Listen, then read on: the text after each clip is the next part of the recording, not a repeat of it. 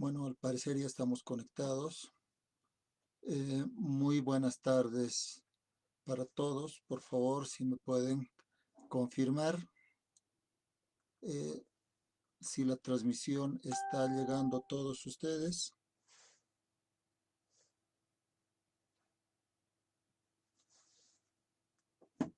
Muy bien. Nuevamente, muy buenas tardes para todos. Es un placer y un honor ser parte de este ciclo de conferencias virtuales. Quiero agradecer al doctor Ezequiel Ramírez, director general de Juristas Latam, al doctor Zubén Pacheco Inclán, rector, y a la maestra Adriana Arroyo Cuevas, directora general, ambos de la Facultad Interamericana de Litigación de la Universidad de la Barra Interamericana de Abogados, y en fin, a todas aquellas personas que organizan este tipo de eventos para todos los que somos estudiosos del derecho. Realmente es una satisfacción poder llegar utilizando estos medios tecnológicos para que podamos debatir sobre temas actuales, podamos compartir experiencias y, qué es lo más importante, poder actualizar nuestros conocimientos a raíz de lograr una justicia que sea favorable para todos nuestros países, para toda Latinoamérica, porque eso es lo que nos falta hoy en día, lograr una justicia que sea pronta y oportuna. Antes de iniciar esta charla, partamos de una premisa. Existe, aún en la época actual, un tema de debate entre muchas legislaciones en América Latina, en Latinoamérica.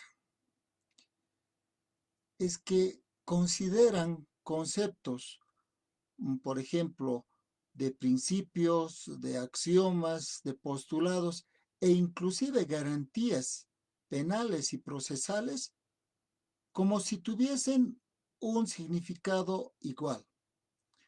No se denota la existencia de alguna diferencia relevante en cuanto al origen teórico, al origen doctrinal que pudieran tener estos términos.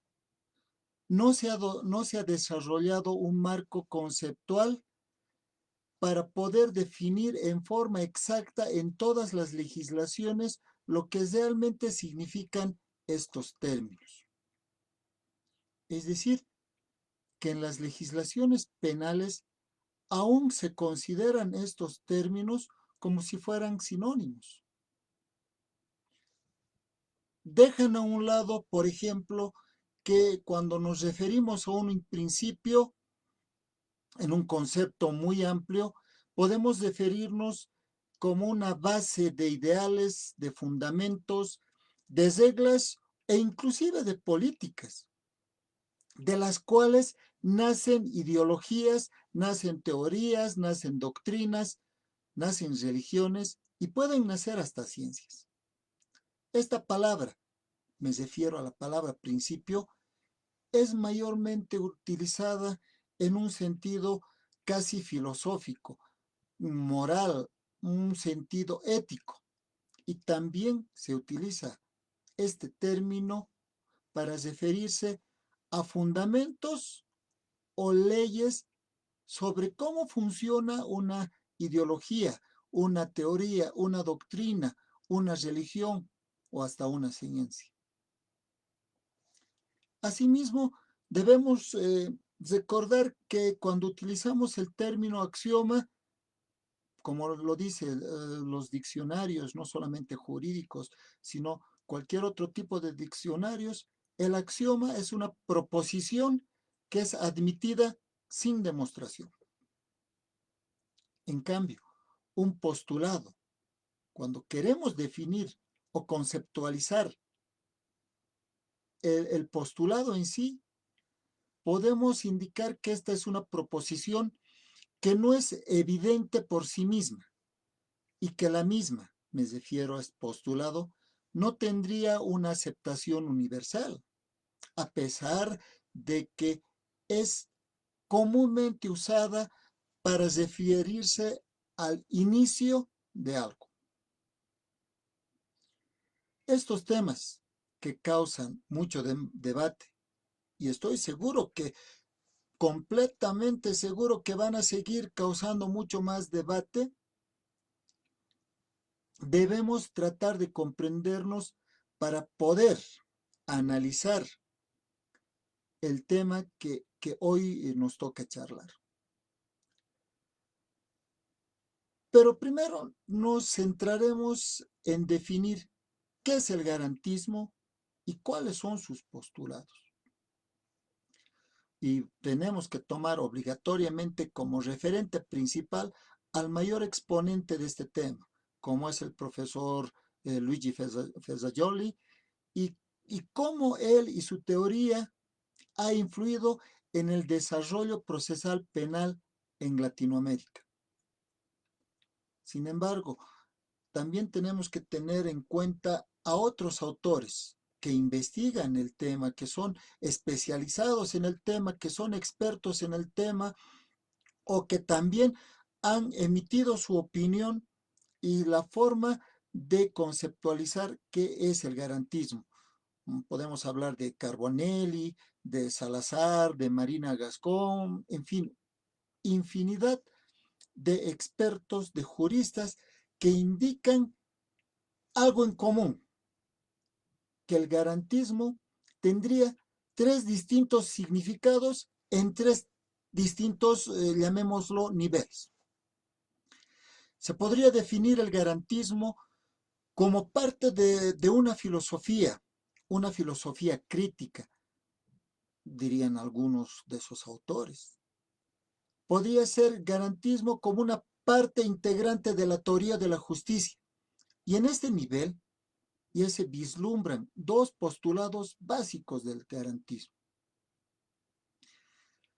la existencia de un estado no natural, un estado artificial creado por la naturaleza humana, siguiendo la teoría de Hobbes, digamos, teniendo dentro de ese estado la existencia de la razón y la existencia del derecho, motivo por el cual las conductas humanas deberían y deben ser analizadas en el derecho, ya sea penal, ya sea civil y otros. Y estos análisis deben estar sustentados por valores morales, como la igualdad, la libertad. En otras palabras, tiene que existir una razón más allá del ordenamiento político, una necesidad de justificación externa. Y ya tocamos algo de lo que es la filosofía política, ¿no es cierto? Otro postulado del garantismo que se vislumbra en este nivel puede ser aquel que propugna un fuerte control del poder. Este postulado, basado en los escritos de Montesquieu, en la obra En el espíritu de las leyes, donde vemos la necesidad de la existencia de controlar el poder. Parafraseando al autor, podemos decir que todo hombre tiene un poder, y cuando tiene un poder tiende a exceder el uso de ese poder para ir hasta donde encuentra los límites. Es decir, que esa persona que tiene un poder siempre va a querer llegar a un límite para demostrar hasta dónde llega ese poder. Asimismo, podemos seguir la línea de Locke. Se propugna la división de poderes. En otras palabras, se debe identificar y se debe buscar una imperiosa necesidad de limitar los poderes tanto públicos como privados. El poder ejecutivo, el poder legislativo, el poder judicial, que son públicos, que en la actualidad comúnmente se los conoce como órganos, tienen que estar limitados para ver hasta dónde llega el poder que tienen esos órganos. Entonces, acá ya empieza a surgir varias preguntas. Y una de las preguntas esenciales, ¿cuál es la razón para limitar los poderes públicos y privados? Y la respuesta parece ser sencilla. Unos dirán, para que el desarrollo de los derechos fundamentales sea horizontal. Y otros también responderán, para lograr la completa independencia del actuar de cada uno de estos poderes. Entonces, para tener una visión integral del garantismo contemporáneo y poder identificar sus axiomas, sus postulados y la base de partida de los mismos, tendríamos también que analizar la obra de John Locke, la de Montesquieu, incluso la de Hobbes, para llegar a una primera conclusión, que el garantismo es un modelo de ciencia jurídica y es también una forma de hacer ciencia jurídica.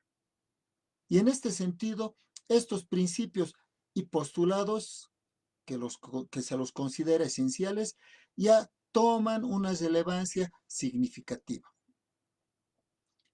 Según el profesor Ferrajoli, el garantismo penal es un modelo de derecho que está orientado a garantizar derechos subjetivos. Según el derecho que se protegen, podemos encontrar diferentes tipos de garantismos. Garantismo patrimonial, garantismo social, y encontramos el garantismo penal. Entonces, la palabra garantismo se ha desarrollado como una teoría y además como una práctica jurídica. Y como práctica jurídica tenemos que analizar las garantías penales, específicamente hablando, las que están orientadas a minimizar los delitos, es decir, aquellas que desean lograr la reducción al máximo del castigo que el poder legislativo quiera o pueda imponer a aquella persona que está acusada, que está denunciada, que se le atribuye un hecho o una conducta el cual se la puede considerar delictiva. Estas garantías penales también están ambientadas o dirigidas, podríamos decir, a minimizar el poder judicial. Me estoy refiriendo a reducir al máximo sus márgenes de arbitrio.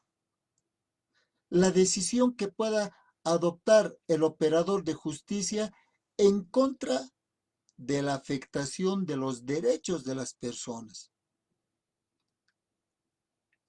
Y analizando este tema, ya tenemos forzosamente que acudir a analizar esas tres tesis tan importantes que nos indican los diferentes autores.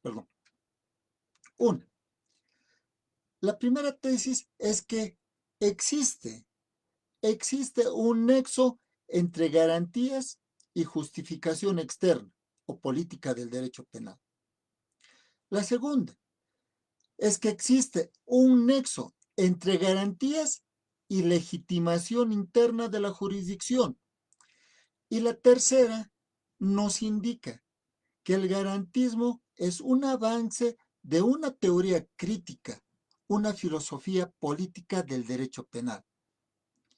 Entonces, garantismo, podríamos concluir que es sinónimo de asegurar, de proteger, de defender y tutelar el inminente abuso de poder que tiene el Estado.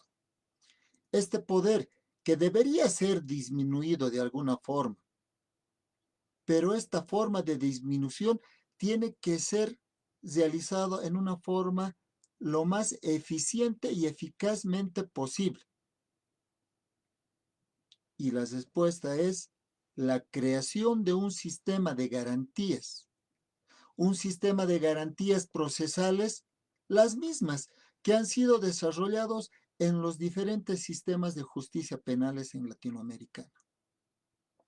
Algunos poniendo más énfasis a la protección del imputado y otros poniendo énfasis a la protección de la víctima.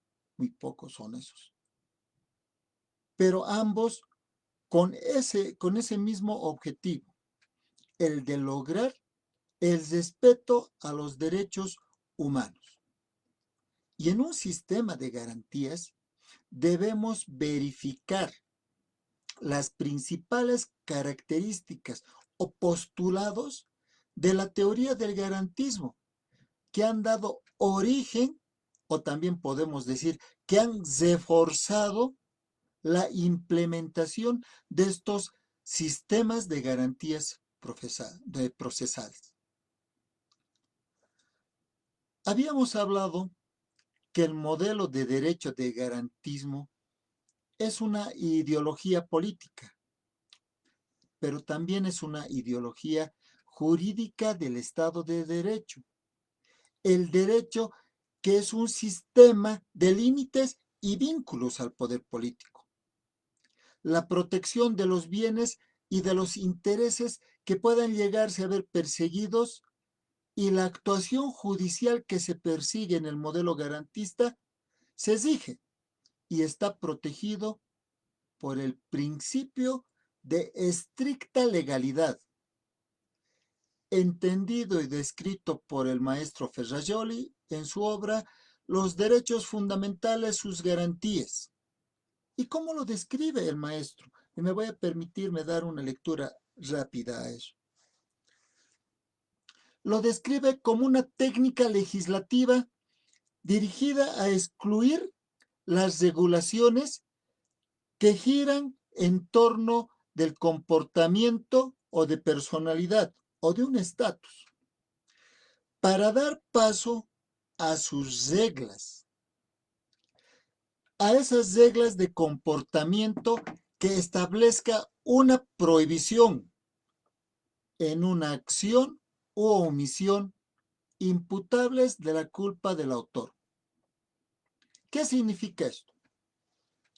Que deben existir leyes penales que no pueden disponer cualquier hipótesis indeterminada.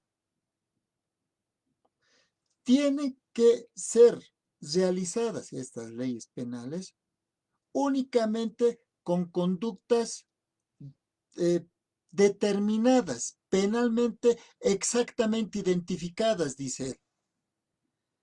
Y estas conductas deben y tienen que tener la posibilidad de reproche a aquella persona o al agente de la infracción, como también lo llama él, o aquella persona que está denunciada, que está acusada o simplemente se le atribuye un hecho considerado delictivo. Con la aparición del Estado constitucional del derecho, se garantizarían los derechos fundamentales y la legalidad de los poderes públicos y el actuar de los mismos. Y se fortalece en un Estado constitucional de derecho la independencia del Poder Judicial, el cual debería garantizar un actuar autónomo de todos los operadores de justicia. Estos operadores que anteriormente dependían de la voluntad de las mayorías o de otros poderes u otros órganos y que ahora en la actualidad deberían circunscribirse en la valoración de los medios de prueba presentados como ejemplo para poder emitir una resolución. Estamos hablando de la independencia de poderes. Y dentro de la independencia de poderes estamos hablando de la independencia de aquella persona que está dotada por el Estado para poder emitir una resolución, en palabras sencillas. Me refiero a los administradores de justicia. Indirectamente nos estamos refiriendo a la garantía del juez natural. Entonces, ya ahí, con esta garantía del juez natural, vemos la influencia de la teoría del garantismo que se va plasmando en los códigos procesales. Pero también debemos tener en cuenta que el garantismo penal protege los derechos. Todo juez que identifica y obliga a que las conductas consideradas delitos, las penas y los procedimientos deben materializarse y ser contenidas únicamente en una norma que nosotros reconocemos como el Código Penal. Y la forma de ser tratados estas conductas consideradas delictivas tienen también que ser reguladas por un procedimiento. Y ambos tienen una estrecha relación con el principio de legalidad. Este principio que nos habla y profundiza el garantismo. ¿Y cuál es la única finalidad de tener en cuenta este principio de legalidad? Simplemente el de disminuir al máximo el actuar, el arbitrio de los jueces y de esta forma garantizar los derechos de todos y cada uno de los ciudadanos. El garantismo propugna también un derecho penal mínimo. Desarrolla toda una serie de principios aplicables al razonamiento probatorio. Y cuando hablamos del derecho penal mínimo, tenemos que referirnos a la reducción de la pena, porque ese es uno de los objetivos del derecho penal mínimo, pero también tenemos que referirnos que el derecho penal debe siempre ser considerado como de última ratio, la última razón, la última barrera en la que debemos los abogados acudir, porque todo ya se ha penalizado en Latinoamérica. Cuando alguien presta dinero mediante un contrato civil y este no es cancelado en su debido momento, la mayoría de los abogados en toda Latinoamérica ya utilizan el derecho penal y esta conducta la tipifican como estafa, sin tener en cuenta que existen otros mecanismos, otras áreas del derecho para poder velar que se cumpla la justicia, que se le pague esa deuda, por así decirlo. El garantismo también propugna una serie de garantías, clasificándolas en ramas, por así decirlo. Y hay dos ramas totalmente importantes dentro del garantismo.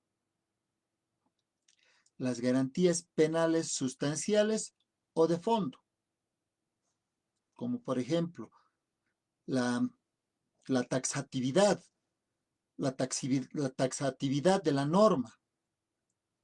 Es decir, que una norma penal debe ser escrita y desarrollada en una forma clara, en una forma comprensible, que denote que la conducta ante un hecho se pueda verificar sin tener duda alguna. Tiene que ser desarrollada de tal forma que tanto los operadores de justicia como los que no son puedan entender cuál es el objetivo de desarrollar la norma penal, la tipificación de las conductas, de los hechos que pueden ser considerados delitos. Podemos hablar también como una garantía penal sustancial por el principio de lesividad. Esta es considerada otra garantía sustancial que se entiende como la necesidad de que aquellas conductas que están penalmente previstas hayan o puedan generar lesiones a bienes jurídicos relevantes para la comunidad, a estos bienes jurídicos protegidos o también llamados bienes jurídicos tutelados. Podemos hablar del principio de materialidad, que significa que el hecho, la conducta que se considera delito, debe tener necesariamente un efecto. Tiene que causar un efecto material que afecte no solamente a la víctima, sino también que afecte al bien jurídicamente protegido, al bien jurídicamente tutelado. Esos ejemplos vendrían a ser la primera rama, como habíamos hablado hace un momento. Una segunda rama son las garantías penales de carácter procesal, que en sí debería ser el tema principal de esta charla. Y ahí nos encontramos con varios principios que se han ido desarrollando en nuestros sistemas penales. El principio de contradicción, el cual se entiende como el derecho de las partes de practicar, de pedir que todo, absolutamente todo lo que hace la otra persona, se la realice en presencia del juez y además ambas partes se encuentran en debate. La posibilidad de contradecir, la posibilidad de oponerse, la posibilidad de que, junto con el juez y junto con las partes, puedan discutir sobre ese tema, puedan contradecir si realmente la prueba, un ejemplo, que se presenta tiene o no tiene relevancia y ver la forma en que puede contradecir la presentación de esa prueba. Es considerado uno de los principios claves del proceso en cualquiera de sus, llamemos órdenes jurisdiccionales, porque existe que los abogados, debemos tener en cuenta que podemos producir una prueba que refute la otra prueba. Y es el trabajo del abogado que debemos realizar esto, porque caso contrario se produciría la indefensión para las partes. Además, las pruebas practicadas con vulneración del principio de contradicción deberían y serían declaradas nulas y sin valor a la hora de dictar la sentencia.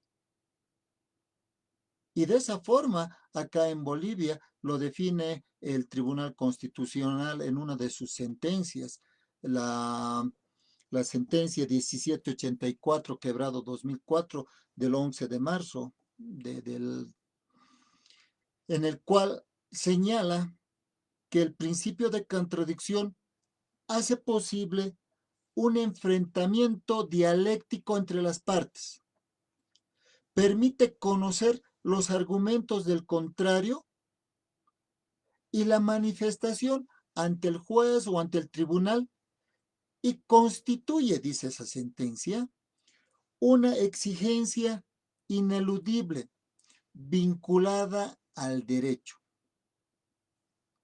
Porque en un proceso público, en un proceso cualquiera, debe respetarse todas las garantías. Y esa observancia requiere ser cumplida por todos los órganos judiciales y tienen el deber de posibilitar que se cumpla este principio de contradicción. Íntimamente ligado con el principio de contradicción, también está el principio de igualdad, conocido como el principio de igualdad de armas, que es un lógico corolario del principio de contradicción. Se deriva la necesidad de las partes, las mismas que tienen que contar con los mismos medios de ataque y de defensa, en idénticas posibilidades. Tienen que tener la misma forma de presentar su prueba, los medios de impugnación.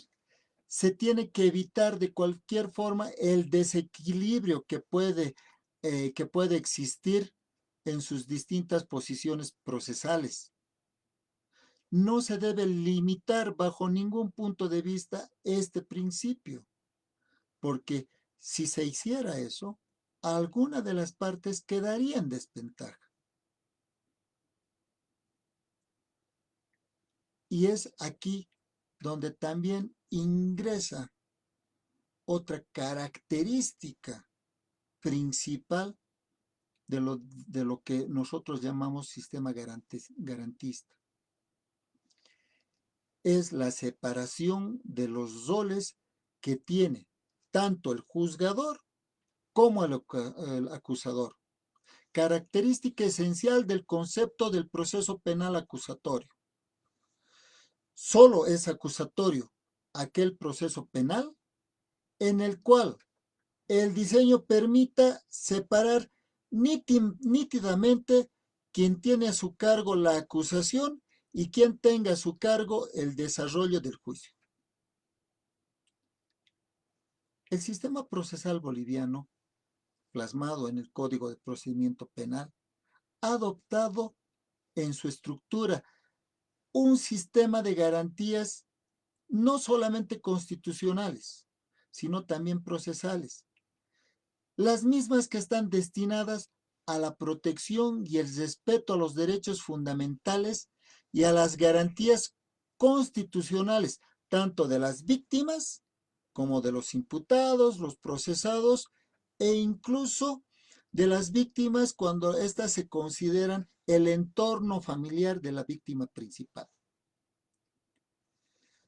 Y en el tema de protección a los imputados, incluso protege la libertad física de esto. Dentro de este esquema, cada parte interviniente dentro del proceso tiene reconocidas sus acciones, sus tareas, las funciones específicas y diferenciadas entre sí.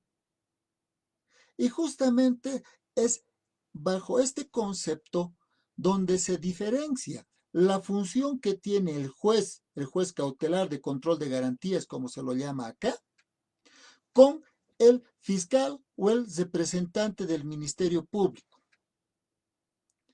Uno, el juez es el encargado de velar que las decisiones, las autorizaciones, las actuaciones dentro de la investigación no revistan violaciones que pueden afectar las garantías procesales o los derechos constitucionales. Y la otra parte, que es el fiscal o el representante del Ministerio Público, es el encargado de realizar estas investigaciones, pero con lo que conocemos el control jurisdiccional, el control de ese juez de garantías que permite si la investigación se está o no llevando acorde con el derecho que tiene cada una de las personas para que no se vulneren esos derechos. Es así que la jurisprudencia constitucional ha demarcado, ha recomendado y ya ha indicado el procedimiento del cual debe cuidarse la investigación, que la misma se lleve conforme a las normas del procedimiento en el entendido que dicha función es solamente atribución del fiscal o del representante del Ministerio Público. Y que el juez no debe realizar bajo ninguna circunstancia actos de investigación, porque justamente el sistema penal de Bolivia, y estoy seguro que varios de Latinoamérica, actúa y rige el principio acusatorio, el mismo, y que según el cual se tiene que diferenciar la función que tiene el juez y la función que tiene el fiscal. Función que tiene el juez de juzgar y la función que tiene el fiscal de investigar, de imputar, de solicitar aplicación de medidas cautelares y de llevar a cabo la función que le ha designado el Estado. Sin embargo, de ello, de todo lo mencionado, también existe otro principio que vela las garantías procesales de aquella persona que se le atribuye algún hecho considerado delictivo. Y estamos hablando de la presunción de inocencia. Y hay que demostrar ahora la culpabilidad de una persona. Y no como se hacía hace algunos años atrás, que se debería demostrar la inocencia. El estado jurídico de inocencia, conocido por todos nosotros como presunción de inocencia, es también uno de los elementos esenciales que integra el garantismo procesal. Esta condición de derecho de la persona frente al ius puniendi del Estado ha sido tratada muy ampliamente por distintos ámbitos, no solamente de la justicia penal. Es un principio que da fundamento a otros principios y que conjuntamente con estos otros principios forman una de las principales directrices de lo que vendríamos a llamar un moderno modelo de enjuiciamiento criminal.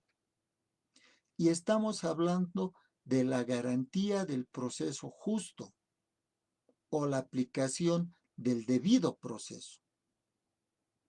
Entonces, estamos viendo que poco a poco dentro de estos principios, axiomas, garantías, que al principio dije pueden causar confusión porque en algún momento lo utilizamos como si fuera sinónimos, vamos armando lo que podríamos llamar un sistema garantista. El principio de inocencia, como lo habíamos llamado hace un momento, también considerado como un axioma jurídico, simplemente nos da a conocer que este principio es inherente a la persona.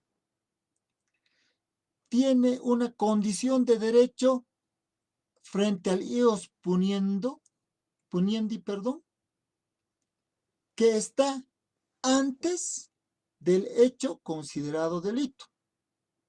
Es decir, que esta condición lo tiene siempre. Quizás podríamos decir desde el momento mismo de su existencia. Y es absurdo que sea probado por quien goza de ella, porque no se puede probar algo que realmente tenemos, sino que la otra parte debe probar que hemos perdido esa condición. Me explico. La condición de inocencia que todos y cada uno de nosotros tenemos tiene que ser probada por la parte acusadora con argumentos racionales, con elementos, digamos, empíricos. Debe ser acreditada esa pérdida para que los órganos que ejercen la función represiva del Estado puedan, de alguna manera, tener la posibilidad de suprimir algunos de sus derechos, como el derecho de locomoción, cuando el Estado o esa institución represiva del Estado puede aprenderlo, puede querer su aprehensión o incluso puede someterlo a una sanción o a una pena. Entonces, con todo este bagaje de axiomas, de principios, el estado natural de inocencia que nosotros tenemos se puede considerar que es distinto al estado jurídico que nosotros podríamos tener. El primero, refiriéndome al estado natural de inocencia, es una calidad moral que posee el hombre desde sus inicios, desde su etapa originaria, la fase anterior al hecho jurídico. Y por su parte, el estado jurídico de inocencia que se presenta es una condición inherente a la persona en tanto sujeto de derecho, que puede ser objeto de persecución penal por existir una probabilidad de ser culpado de un delito. Entonces, para alcanzar y destruir el estado de inocencia, se tiene que lograr un grado de certidumbre suficiente que exige el ordenamiento jurídico para adquirir la convicción de que existe la probabilidad de que esa persona es culpable de algo, de la atribución del hecho que se le atribuye. Porque en todo ese camino de desvirtuar el principio de inocencia para llegar a cambiarlo a un estado de culpabilidad, se encuentra la teoría garantista, porque nosotros tenemos las garantías de que nuestros derechos van a ser respetados bajo estos principios. Porque de otra forma, la acción penal y la investigación que ayuda a esta acción penal lograrían por cualquier medio los elementos suficientes para acrecentar la probabilidad que tiene una persona de ser culpado de un crimen. Entonces, ese es el límite que pone el garantismo para que el ius puniendi, el Estado y todas las instituciones que trabajan para lograr que se rompa ese estado de inocencia, sería un camino fácil. No gozaría de mayor grado de certeza porque el Estado tiene la posibilidad de poder lograr ellos por el simple hecho de que tiene acceso a todas las otras instituciones para poder lograr elementos objetivos para desvirtuar el estado de inocencia. En otras palabras, si no estuviésemos protegidos por un sistema garantista, estaríamos volviendo a lo que antes eran los procesos penales. Demostrar nuestra inocencia, lo cual no es correcto. Reitero, se debe demostrar la culpabilidad. Hay que poner y hay que tener mucho cuidado, cuando el legislador y el juez, a la hora de establecer y aplicar respectivamente la prisión preventiva durante el proceso, dado que en cierto momento se podría haber demostrado la culpabilidad, podemos disponer nosotros que, primero, al destruir el estado de inocencia, tengamos la posibilidad de que al momento de cuidar de nuestras garantías del derecho que nosotros tenemos, la posibilidad de que el Estado también nos proporcione los elementos necesarios para demostrar nuestra inocencia. Entonces, estamos entrando nuevamente a lo que es el principio de igualdad. Tanto el acusador como la persona acusada deben tener las mismas posibilidades, tienen que estar en igual condición de armas para que podamos, de alguna forma, poder contradecir lo que la parte contraria indica. Nuevamente volvemos al principio de contradicción. Y es así como la filosofía moral considera lo más grave, lo más chocante moralmente, el castigo de inocentes, mucho más que la impunidad del culpable. La inocencia rota o la justicia no tiene reparación. La culpa, en cambio, siempre puede ser perseguida, aunque el culpable escape una y otra vez de la potestad punitiva del Estado. Entonces, estos son los lineamientos que nos da la teoría garantista y que son reflejados y que de alguna forma son implementados en nuestros sistemas penales para poder lograr una justicia pronta y oportuna.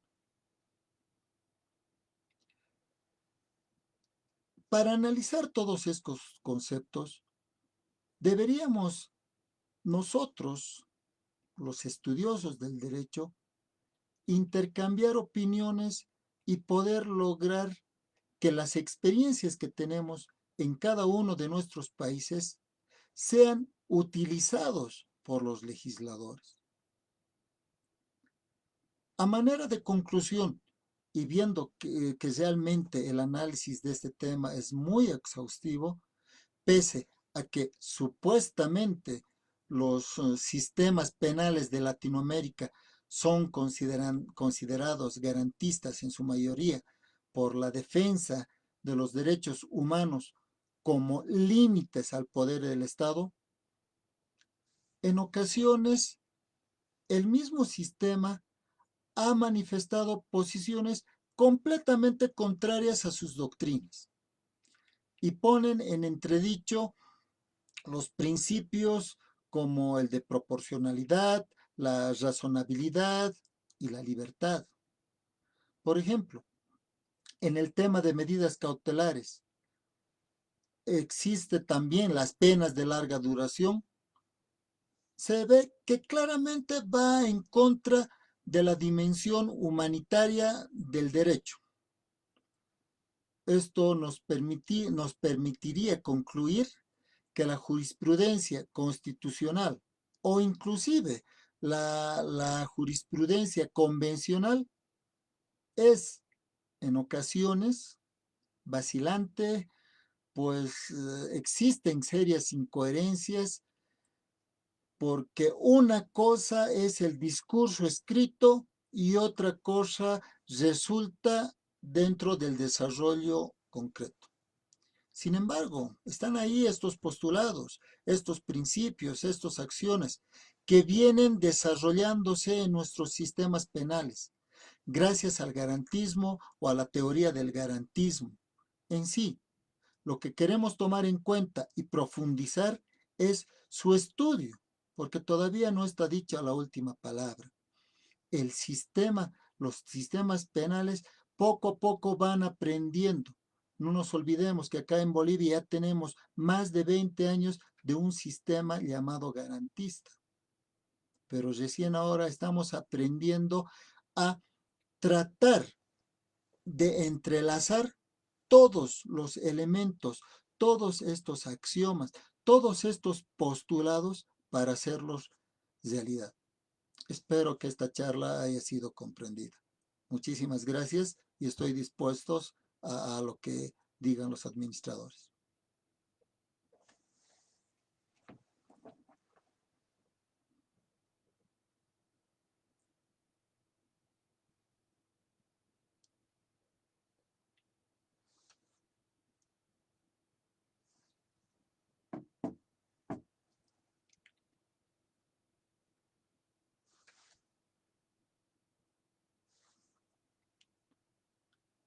Bien, para concluir, quiero reiterar mi agradecimiento por este honor que me han concedido el tratar de comunicarme con toda Latinoamérica y me permito invitar a todos los participantes y las personas interesadas a la próxima conferencia de la siguiente semana, la prueba ilícita en el proceso penal mexicano, donde estará el maestro, nuestro estimado colega, doctor Gianni Egidio Piva Torres, de Venezuela, ¿no? Este evento se va a realizar el día 12 de diciembre a horas 11, Ciudad de México, 13 hora de Bolivia o hora de Caracas. Hasta entonces y muchísimas gracias por su atención.